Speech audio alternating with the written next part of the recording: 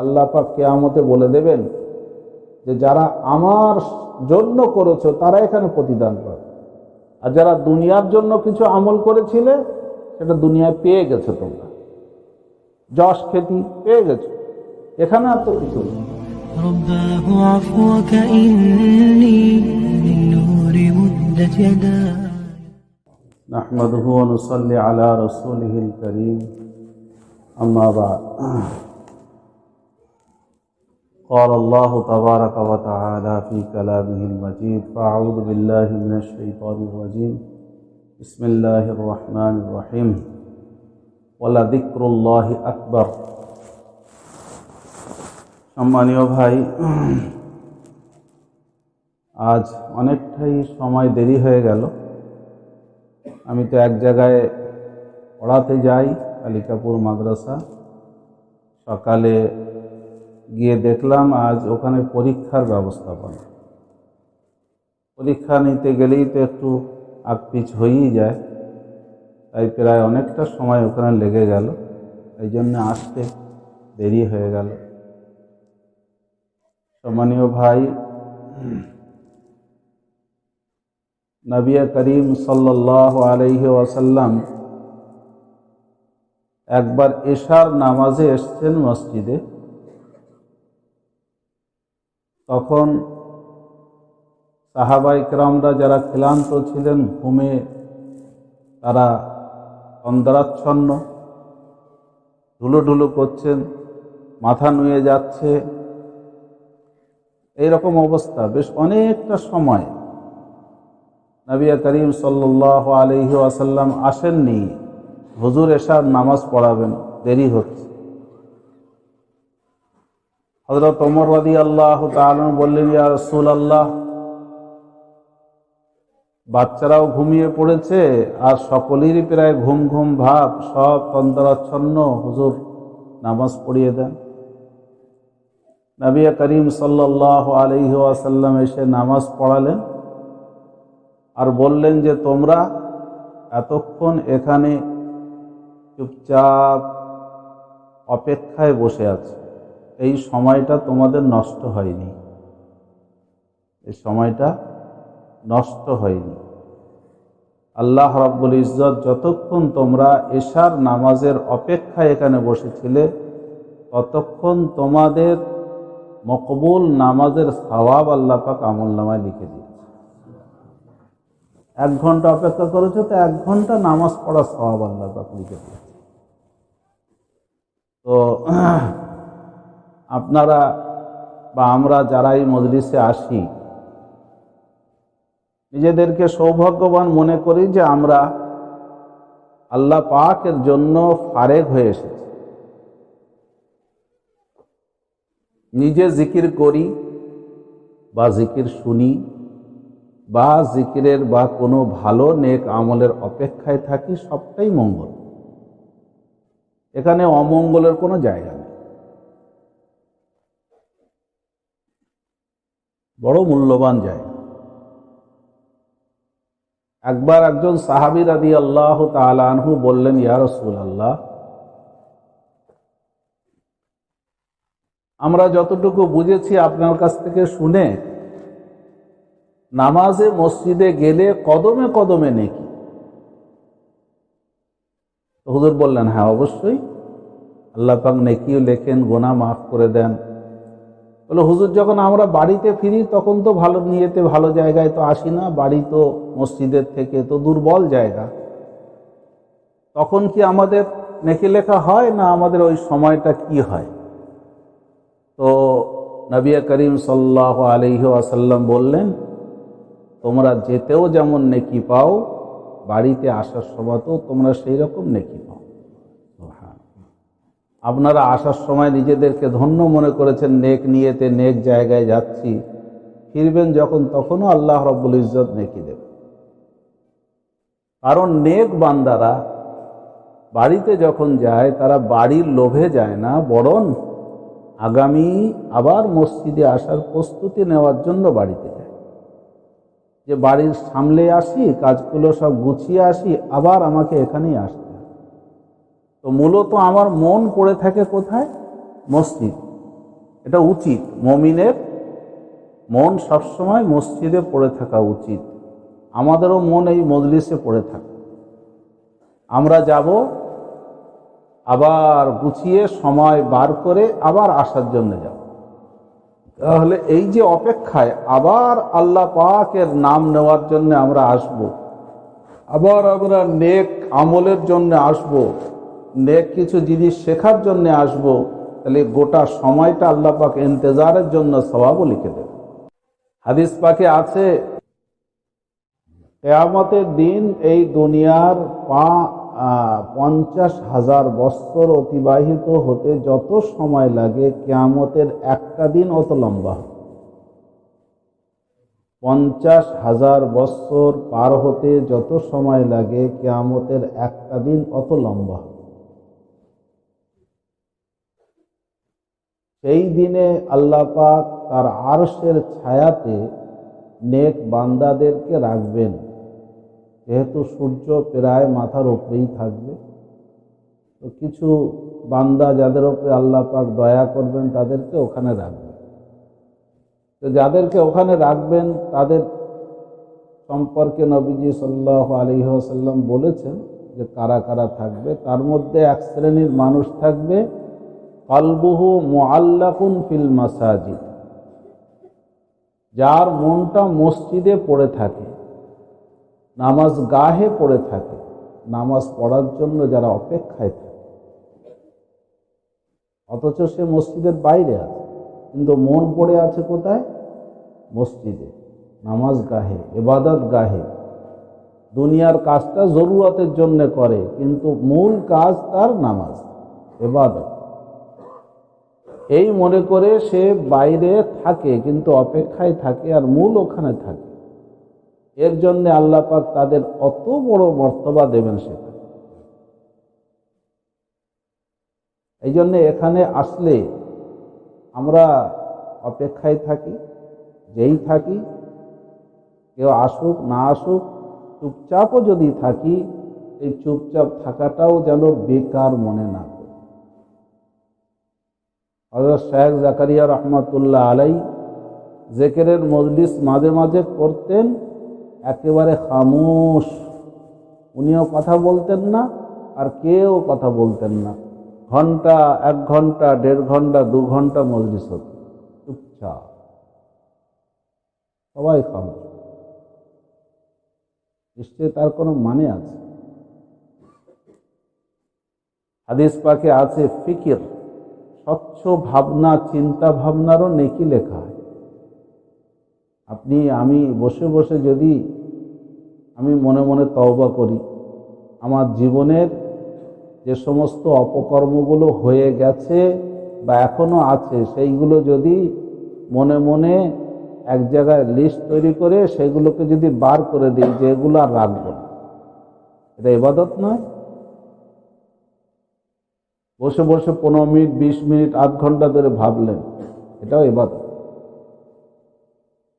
এটাও ইবাদত। খামোশ থাকা, চুপ করে থাকাটাও ইবাদত। চুপ করে থাকাটাও ইবাদত। রশিদ আহমদ গাঙ্গোহী রহমতুল্লাহ আলাই হযরত ইলিয়াস সাহেব রহমতুল্লাহ আলাইকে 6 মাসের এই আমল দিয়েছিলেন যে তুমি কোনো দোয়া, দরুদ, জিকির, আজকার ছাড়া কোনো কথা বলতে পারবে না। তিনি তা পূরণ করে দেখিয়েছিলেন। আর ওই সময় উনি হযরত শেখ জাকারিয়া রহমতুল্লাহ আলাইকে কিতাব পড়াতেন। কিভাবে কিতাব পড়াতেন? ইশারায় বলে দিতেন, সবক সব নিজে তৈরি করে এসে আমাকে শোনাবে। যদি ঠিকঠাক হতো মাথা হিলিয়ে দিতেন, ঠিক হয়েছে, যাও। কথা তো বলতেন না। আর যদি ভুল হতো, ব্যাস, তার মানে উঠে পালাও, পড়া হয়নি, পড়া তৈরি করে আবার এসো। পড়া বলে দেওয়ার কোনো বের, নিজে নিজে তৈরি করে এসে শোনাও। এইভাবে তাকে পড়াতে। এই খামোশ থাকা এটা একটা বহুত বড় জিনিস। আমাদের দুটো জবান আছে, একটা ভিতরের জবান আর একটা এই জিহবা জবান। এইটা বন্ধ করলে এটা খুলবে, ফিকির খুলবে, ও কথা বলবে। তো ভালো কথা ওকে শিখাতে হবে, যেন ভালো কথা মনের মধ্যে উদয় হয়। তো যাই হোক, যদি কোরআনে পাকের তেলাওয়াত হয়, এখানে মন দিয়ে শুনুন, এটাও একটা ইবাদত। নবীজি সাল্লাল্লাহু আলাইহি ওয়াসাল্লাম তেলাওয়াত শুনতেন। একজন সাহাবী রাদিয়াল্লাহু তাআলা আনহুকে ডেকে বললেন, হযরত উবাই রাদিয়াল্লাহু তাআলাকে, তুমি তেলাওয়াত করো, আমি শুনি। বলছেন, হুজুর, আপনার উপরে কোরআন শরীফ অবতীর্ণ হয়, আপনি যেভাবে পড়বেন আমরা কি তা পারবো? আপনি শোনাবেন আমাদেরকে। হুজুর বললেন, না, আল্লাহ পাক আমাকে হুকুম করেছেন তেলাওয়াত শুনতে। হুজুর, আমার তেলাওয়াত শুনতে? বলে, হ্যাঁ। বলে, আল্লাহর দরবারে আমার নাম নেওয়া হয়েছে? বলে, হ্যাঁ, তোমার নাম নেওয়া হয়েছে। উনি কেঁদে ফেললেন খুশিতে যে ওবাইয়ের কোরআন শরীফ শোনা। এই জন্যে কোরআন শরীফ তেলাওয়াত হলে মনে করতে হবে আমি সার্থক, আমি ধন্য যে আমি আল্লাহর কালাম সহি তেলাওয়াত শুনতে পেরেছি। চুপ করে থাকতে হলেও মনে করবেন আমি ধন্য, আমি একটা ইবাদতের সুযোগ পেয়েছি, ফিকির করার সুযোগ পেয়েছি। এখানে ইনশাআল্লাহ কোনোটাই বেকার যাবে না। একবার নবীজি সাল্লাল্লাহু আলাইহি ওয়াসাল্লাম খেজুরের মাথি খাচ্ছিলেন। খেজুরের ভিতরে সেই মাথি কচকচে সুস্বাদু। হুজুর ভাবলেন যে একটু পরীক্ষা নেই আমার সাহাবায়। হুজুর বললেন, আচ্ছা, একটা গাছের নাম বলো যে গাছের সঙ্গে একটা মুমিন মুসলমানের সাদৃশ্য আছে আর সেই গাছের পাতা ঝরে না। একটা গাছ এরকম বলো দেখি। তো সবাই চলে গেলেন জঙ্গলে, মানে তাদের ব্রেন হুজুরের থেকে সব জঙ্গলে ঘুরতে লাগলো, ভাবতে লাগলেন, চিন্তা ভাবনা করতে লাগলেন, কোন গাছটা বলা যায়, কোন গাছটা বলা যায়, কোন গাছটা বলা যায়। আমাদের এখানে নারকেল গাছ তো পাতা পড়ে, কি বলবেন? তাল গাছেরও মনে হয় পড়ে নাকি? পড়ে। তাহলে কি বলবেন? সাহাবায়ে আমরা ভাবছেন। একজন সাহাবী ছিলেন হযরত আব্দুল্লাহ ইবনে ওমর রাদিয়াল্লাহু ছেলে। উনি বললেন, আমি তো বুঝে ফেলেছি। অল্প বয়স ছিল তার, কিন্তু বড়রা সব রয়েছেন, আমি এখানে আবার মুখ খুলে ওইসব বলবো? থাক, দেখা যাক কি হয়, আমারটা ঠিক হচ্ছে কিনা মনে মনে। তো সাহাবায়ে কেরাম কিছুক্ষণ পরে বললেন, ইয়া রাসূলুল্লাহ, আপনি বলে দেন। তো হুজুর বললেন, সেটা হলো খেজুর গাছ। খেজুর গাছের পাতা কখনো ঝরে পড়ে? পড়ে? দেখেছেন? ঝরে পড়ে, কাটলে পড়ে, কিন্তু ঝরে পড়ে। খেজুর গাছ। হযরত আব্দুল্লাহ ইবনে ওমর রাদিয়াল্লাহু তাআলা তো এটাই ভেবেছিলেন। পরে আব্বাজান, আব্বা, আমি কিন্তু সব জানি খেজুর গাছ। তুই বলিসনি কেন? বললে কত খুশি হতাম যে হুজুর তোমাকে একটা দোয়া দিতেন, তোমার এই বুদ্ধি দেখে তোমার জীবনের অনেক উন্নতি হতো। যাই হোক, তো খেজুর গাছ, খেজুর গাছকে নবীজি সাল্লাল্লাহু আলাইহি ওয়াসাল্লাম বললেন, এটা একটা মুসলমানের সাদৃশ্য। খেজুর গাছের কোনো অংশটাই বাদ যায় না, কাজে লাগে সব। কোনো অংশটা কাজে লাগে না এরকম নেই, সবটাই কাজে লাগে। খেজুর গাছের পাতা থেকে নিয়ে সব কিছুই একেবারে প্রথম থেকে শেষ পর্যন্ত সবটাই কাজে লাগে। তো মুমিন মুসলমানের কোনো সময়টা, কোনো মুহূর্তটা বেকার যাওয়া উচিত নয়, কাজে লাগা উচিত। সে ব্যবস্থা আল্লাহ পাক করে রেখেছে, বেকার যাবে না, নষ্ট হবে না কোনো সময়। আমরা এখানে আসি, ইনশাআল্লাহ একটা মুহূর্ত ইনশাআল্লাহ বেকার যাবে। স্বচ্ছ ভাবনা, চিন্তা, জিকির, ফিকির, তিলাওয়াত, বায়ান, মুজাকারা সব কিছু আমাদের এখানে আছে। একটা না হলে আরেকটা আছে, বিকল্প অনেক অনেক অপশান এখানে। এই জন্য বেকার যাওয়ার কোনো জায়গা নেই। এই মুহূর্তটা আমরা অত্যন্ত মূল্যবান নিজেদের সম্পদ মনে করি আছে।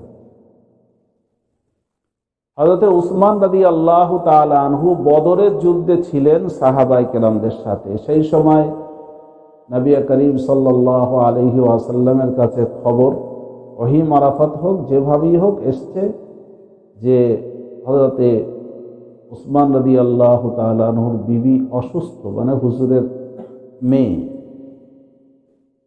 অসুস্থ। হুজুর হযরত উসমান রাদিয়াল্লাহু তাআলা আনহুকে পাঠিয়ে দিলেন, যাও বিবি অসুস্থ, যাও গিয়ে তার খোঁজ খবর নাও, সেবা করো। তো তিনি বদরের যুদ্ধ 200 কিলোমিটার দূর মদিনা মুনাওয়ারা থেকে, ওখান থেকে ফিরে গেলেন মদিনা মুনাওয়ারায়। যুদ্ধ হয়ে গেল। উসমান রাদিয়াল্লাহু তাআলা আনহু যুদ্ধের সময় শরীক ছিলেন। গনিমতের মাল বন্টন হচ্ছে। হুজুর বললেন উসমানের একটা ভাগ রাখ। আমরা হলে কি বলতাম, উনি তো ছিলেন না, আবার ওনার ভাগ কিসের, জামাই বলে তাই নাকি, স্বজন পোষণ, এইসবই তো আমাদের বলি। কি হচ্ছে, স্বজন পোষণ হচ্ছে। জামাই তো, তার ভাগটা না রাখলে কি হয়? আল্লাহু আকবার। ঈমান থাকবে যদি আমরা এটা ভাবি? নবীজি সাল্লাল্লাহু আলাইহি সাল্লামের উপরে যদি এরকম স্বজন পোষণের ধাব্বা লাগানো হয় তো ঈমান থাকবে না। হুজুর ওয়াহী ছাড়া কোনো কাজ করতেন না, ওটা আল্লাহর নির্দেশ ছিল। এটাই দ্বীন, এটাই শরীয়ত, স্বজন পোষণ নয়। হযরত উসমান রাদিয়াল্লাহু তাআলা আনহু হুজুরের নির্দেশের জন্য নিজেকে ওয়াকফ করেছিলেন। হুজুর যা বলবেন আমি তাই শুনতে রাজি আছি। যদি মাঝখান থেকে হুজুর ডেকে নিয়ে যেতেন, উনি ফিরে আসতেন। উসমান, আর তোমার বাড়ি যেতে হবে না, ফিরে এসো, ফিরে আসতেন। এ কথা বলতেন না, না বিবি অসুস্থর খবর শুনেছি, আমি এখন যাব না, আমি বিবি সামলাবো। উনি বলতেন না, উনি নিজেকে ওয়াকফ করে দিয়েছেন। যদি বলতেন লড়াইতে থাকো, তার জন্য তিনি প্রস্তুত ছিলেন। হুজুরের নির্দেশ মানার জন্য প্রস্তুত ছিলেন। তাহলে তিনি মজদুরি পাবেন না কেন? পাবেন না কেন? এটা স্বজন পোষণ নয়। তাকে হুকুম করা হয়েছে, নির্দেশ দেওয়া হয়েছে, যেটাই বলা হচ্ছে সেটা করছে, সেটা আমাদেরই, সেটা আমার কাজই আছে। এই জিনিসটা আমাদের বোঝার দরকার। তিনি নাফরমানি করেননি, হুজুরের হুকুমই ছিলেন। হুদায়বিয়ার সন্ধি যখন হয়, সন্ধি চুক্তি হওয়ার আগে যখন মুশরিকরা একেবারেই বাইতুল্লাহ শরীফের জিয়ারত করতে দেবে না, একটা চরম বাধা সৃষ্টি করল, তখন নবী করিম সাল্লাল্লাহু আলাইহি ওয়াসাল্লাম সাহাবায়ে কিরামদের কাছ থেকে বায়াত গ্রহণ করলেন যে দেখো, প্রয়োজন হলে আমাদেরকে হয়তো জান বিলিয়ে দিতে হবে এখানে, এর জন্য কে প্রস্তুত আছে? বায়াতে রিদওয়ান। তো সাহাবায়ে কিরামরা সকলেই প্রস্তুত হয়ে গেলেন আর হুজুরের হাতে হাত দিয়ে বায়াত গ্রহণ করলেন। ইয়া রাসূলুল্লাহ, আমরা সকলেই জান দিতে প্রস্তুত, প্রয়োজন হলে। বাস আল্লাহ পাক শুধু এইটুকুই দেখে নিয়েছেন যে এরা আমার জন্য প্রস্তুত আছে, কিন্তু জান দিতে হয়। এটা ইবতিলা। হযরতে ইব্রাহিম আলাইহিস সালাতু ওয়াস সালামের কাছে আল্লাহ পাক চাইলেন, তোমার সন্তান আমার জন্য কুরবান করতে হবে। প্রস্তুত হয়ে গেলেন, ইবতিলা। আল্লাহ বলে না, দিতে হবে না, মন বুঝে নিয়েছে। তো সাহাবায়ে কেরামদের মন আল্লাহ পাক বুঝে নিয়েছেন যে কতটা আমার হাবিবের ইত্তেবা করতে পারে। আল্লাহ পাক জান কারুর দিতে হয়নি সেখানে, কত সুন্দরভাবে গোছালোভাবে কাজটা হয়ে গেল। হ্যাঁ, আল্লাহ পাক সন্ধি চুক্তির ব্যবস্থা করে দিলেন। সেই সময় যখন বায়াতে রিদওয়ান হয়, তখন হযরতে উসমান রাদিয়াল্লাহু তাআলা আনহু ওখানে ছিলেন না। গিয়েছিলেন উনি হুদায়বিয়া পর্যন্ত, কিন্তু বায়াতের সময় ছিলেন না। উনি ছিলেন হুজুর কোনো একটা কাজে পাঠিয়েছিলেন তাকে। এটা হলো এই যে মক্কা মুকাররমাতে বিশেষ কিছু ব্যক্তির কাছে আলাপ করতে পাঠিয়েছে। হযরত উসমান রাদিয়াল্লাহু তাআলা আনহুকে সকলেই স্নেহ করত, শ্রদ্ধাও করত মক্কাবাসীরা। উনি খুব লাজুক ছিলেন, সবাই সম্মান করত, তাই হুজুর তাকে পাঠালেন, যাও, হয়তো কথা বললে কিছু পথ বেরিয়ে আসতে পারে। বায়াতে রিজওয়ানের সময় উনি ছিলেন না।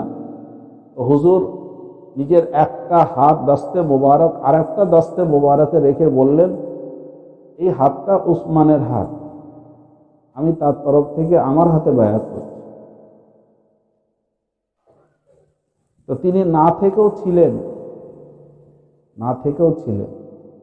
এই মজলিসের খেদমত করছেন অনেকে বাইরে, তাদের মন যদি এখানে পড়ে থাকে তারাও ইনশাআল্লাহ আমাদের মজলিসের সওয়াব পাবে। এর ব্যবস্থাপনায় যেখানেই থাক, তার মন এখানে পড়ে আছে, সে আমাদেরই, সে বাইরের কেউ নয়। এই জন্য কোনোটাই বেকার যাবে না। ইন্তজার আর অপেক্ষায় যদি থাকি, এটা আমাদের জন্য অত্যন্ত ভালো একটি ইবাদতের কারণ জায়গা। সম্মানীয় ভাই, আত্মশুদ্ধি নিয়ে আমাদের এই মজলিস হয়ে থাকে। তো আমরা জানি যে একটা ঘিয়ের কারখানা, ঘি তৈরির কারখানা, তো সেখানে শুধু ঘি নিয়ে আলোচনা হয়, আর দুধ নিয়ে কোনো আলোচনা নেই, আর দুধের দিকে কোনো তাকানোরও কারোর সময় নেই। শুধু ঘি কোত্থেকে আসবে? যেখানে ঘি তৈরি হবে সেখানে দুধের ভাবনা চিন্তাটা তো আগে করতে হবে, তবে তো ঘি দ্বিতীয় স্টেজ। তো ঠিক শরীয়ত যেগুলো আমরা নামাজ কালাম ইবাদতগুলো করি, এগুলো সব দুধ, আর ওর থেকে ননি আর মাখন বার করে হবে ঘি। আমার দিন শরীয়তে যদি ঘাটতি থাকে, তাহলে ননি বার হবে না, মাখন বার হবে না, ঘিও তৈরি হবে। আমাদের তাসাউফ শিক্ষা নির্ভর করছে শরীয়তের নিপুণভাবে, সুন্দর গোছালোভাবে ইবাদত করার উপরে। এটা কিন্তু আমাদের ভুলে গেলে চলবে না।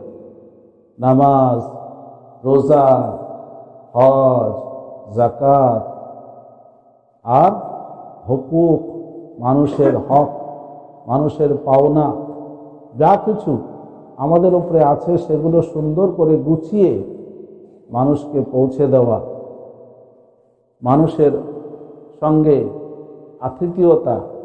আত্মীয়তা আর বেচাকেনা লেনদেনের ক্ষেত্রে স্বচ্ছতা, এ সমস্ত সব কিন্তু ইবাদতের লাইনে, সব দুধের মধ্যে শামিল।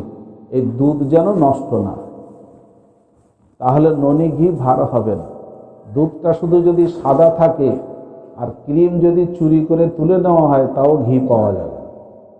এই জন্যে এই দুধগুলো যেন ননিযুক্ত হয়, তাতে যেন মাখন থাকে, ক্রিম থাকে। সৌদিতে দুধ বিক্রি হয়, তার গায়ে লেখা থাকে এই দুধের ক্রিম তুলে নেওয়া হয়নি, ক্রিম সহ দুধ, এতে ক্রিম আছে, এতে মাখন আছে, এতে ননি আছে। ঠিক তেমনি আমাদের প্রত্যেকটা ইবাদতের মধ্যে যেন মাখন, ননি, ঘি থাকে। দেখা যাওয়ার দরকার নেই, কিন্তু যেন থাকে। সেটা হলো ইখলাস। ওকেই বলা হয় ইখলাস। এটা ওর মধ্যে আসবে। আল্লাহ রাব্বুল ইজ্জত যে ইবাদতটাই আমরা করি, যেন আল্লাহ রিজা এবং সন্তুষ্টির জন্য করি। তাহলে প্রথম হলো ইবাদতটাকে সহিভাবে জানা, যে কিভাবে করব, সহি তরিকা, সহি পদ্ধতি।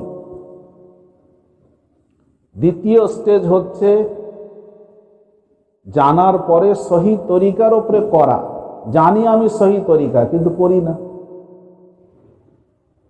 জানি সেজদা কি করে করতে হয়, রুকু কি করে করতে হয়, কিন্তু তাড়াহুড়ো করব না, সেরকম জানা থাকলেও করব না। এশাকের নামাজ পড়লে কি ফায়দা জানি, পড়বো না। তো জানা প্রথম শর্ত, যে সহি জানা, তারপরে জানা মোতাবেক আমল করা। আমল করার সময় নবীজি সাল্লাল্লাহু আলাইহি ওয়াসাল্লামের তরিকা অনুযায়ী আমল করা। সঠিক পন্থায় আমলটা করলে ওর ভিতরে ঢোকাতে হবে ইখলাস। ওই আমলটা যেটা করছি ওটা আমার আল্লাহর সন্তুষ্টির জন্য, অন্য কোনো গরজে নয়, অন্য কোনো উদ্দেশ্য নয়। আর আল্লাহর জন্য যখন বান্দা করবে তখন কেউ দেখুক না দেখুক তার ইবাদতে কোনো ঘাটতি থাকবে না। নির্জনে পড়লেও যেমন হবে, লোকালয়ে পড়লেও তেমন হবে। নির্জনে যেমন তার নামাজের মান থাকবে, লোকালয়েও যেমন থাকবে, সব জায়গায় একাকার থাকবে। এ হলো ইখলাসের আলামত। নিজে নিজে এটা আমাদের অনুমান করতে হবে যে আমি লোকালয়ে ইবাদতটা কিভাবে করি, মানুষের সামনে, মসজিদে, আর আমি একা একা থাকলে ইবাদতটা কিভাবে করি। দুটোর মধ্যে যদি তারতম্য থাকে তাহলে আমার ইখলাসের মধ্যেও তারতম্য আছে। আর দুটো যদি আমার এক রকম থাকে তাহলে আমার ইখলাস আছে, আমি আল্লাহর জন্যই করি, বাইরে করি, ভেতরে করি। ওই জন্যই বুজুর্গানা দিনরা বলছেন যে তসবিহ পকেটের মধ্যে রেখে চুরি চুরি করে ইবাদত করো, ইখলাসটা যাতে ভালো হয় না, ওতে ইখলাস আরো নষ্ট হয়। থানভী রহমতুল্লাহ আলাইহি বলেছেন, বাইরে বার করে সকলের সামনে তুমি তসবিহ পড়ো, পকেটের মধ্যে চুরি করে রেখে তুমি গুনছো, তার মানে যতক্ষণ তুমি পকেটে রাখছো ততক্ষণ তোমার মনের মধ্যে গায়রুল্লাহ জল্পনা কল্পনা হচ্ছে। যদি কেউ দেখে নেয়, এই জল্পনা কল্পনাটা তো খারাপ জিনিস, এটা আসবে কেন তোমার কাছে? বরং তুমি আল্লাহর কাজ সামনে করো, সকলের সামনে করো, হাতে নিয়ে করো, আর এতে কে কি বললো না বললো সব ছাড়ো, ও ভাবনা চিন্তায় মাথায় এনো না, তাহলে সেটাই হবে ইখলাস। আল্লাহ পাকের কাছে ইখলাসের মূল্য আছে।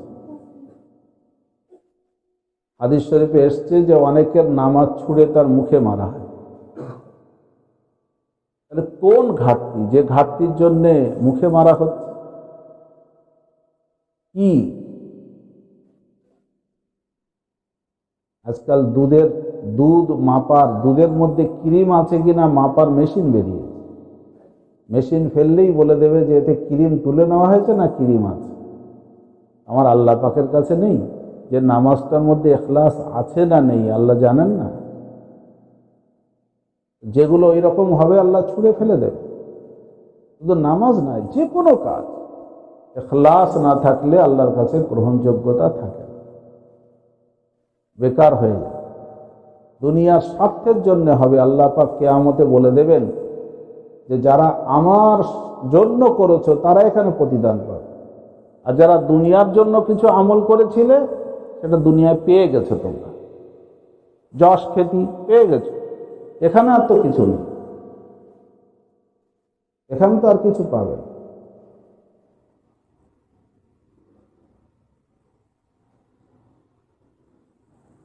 এই জন্যে নেক আমল কোনটা আখেরাতের জন্য কাজে লাগবে, আখেরাতে পাঠাচ্ছি, আর নেক আমল যেটা দুনিয়ায় থেকে যাবে ওখানে পাঠানো যাচ্ছে না, এই দুটো ভাববার দরকার।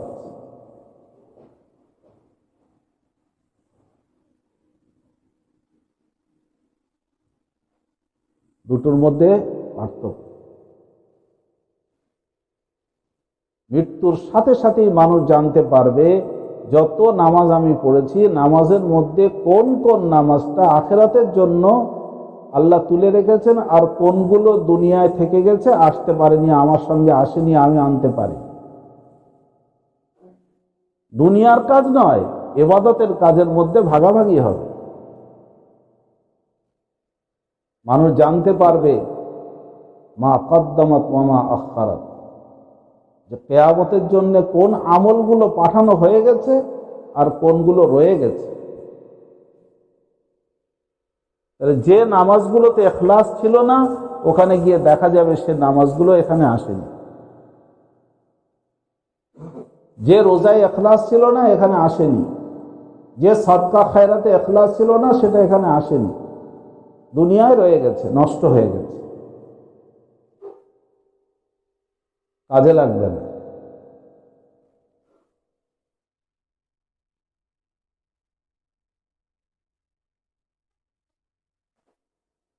এই জন্যে প্রত্যেকটা কাজ ইখলাস,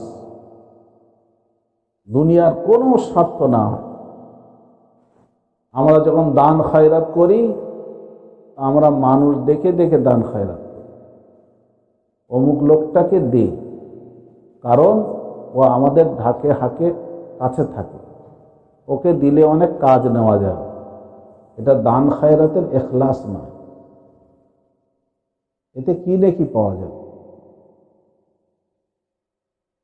এ তো তার মজদুরি দেওয়া হলো, তাকে কাজে নেব বলে। দান খায়রাত কোথায় হলো? দান খায়রাত তো করতে হবে আল্লাহর হুকুম মেনে একজন মানুষকে সহযোগিতা করার জন্য, আর তিল পরিমাণের তার থেকে কোনো কিছু আমি গ্রহণ করব না। ওয়া আখিরু দাওয়ানা আলহামদুলিল্লাহি রাব্বিল আলামিন।